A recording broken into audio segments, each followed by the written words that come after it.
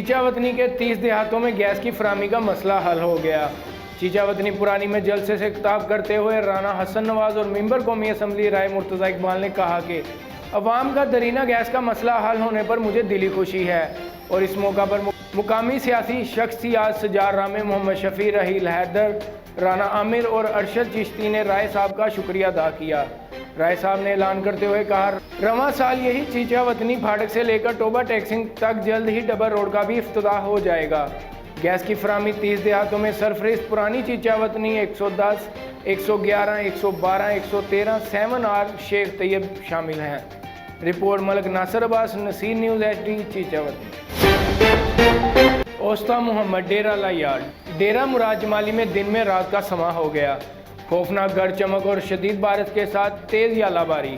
اوسطا محمد میں ہونے والی یالہ باری کے مناظر۔ رپورٹ محمد اسلم سومرو، نصیر نیوز HD، جعفر آباد، بلوچستان۔ خبر شامل کرتے ہیں کسوال کے نواحی گاؤں 10-14L میں میلے کے دوسرے روز پولیس کے پہنچنے پر عوام کا پتھراؤ، پولیس بھاگنے پر مجبور۔ تفصیل کے مطابق 10-14L میں مقامی سالانہ میلہ لگا ہوا تھا، وہاں پولیس کے آنے پر عوام منتشر ہو کر پولیس کی گاڑیوں پر پتھراؤ شروع کر دیا، جس سے پولیس کی 3 گاڑیاں بھاگنے پر مجبور ہو گئیں۔ رپورٹ ملک ناصر عباس، نصیر نیوز HD، چیچا وطنی۔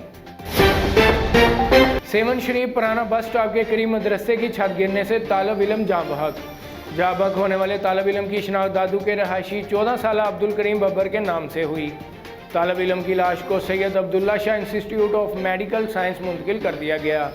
جاں بحق ہونے والا طالب علم دنیا نیوز دادو کے نمائندے کا بیٹا ہے، جو کہ سیون شریف کے ایک مدرسے میں زیر تعلیم تھا۔ مدرسے والوں نے اطلاع دی کہ بیٹا عبدالکریم مدرسے کی چھت گرنے سے جاں بحق ہوا ہے، معاملے کی انکوائری کرائی جائے۔ رپورٹ حسین بخش نریجو، نصیر نیوز دادو۔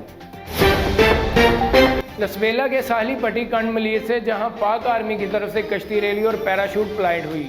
لسبیلا کے ساحلی علاقے کنڈ ملیر میں تقریب منعقد ہوئی۔ اس تقریب میں پاک آرمی اور علاقائی معززین نے کثیر تعداد میں شرکت کی۔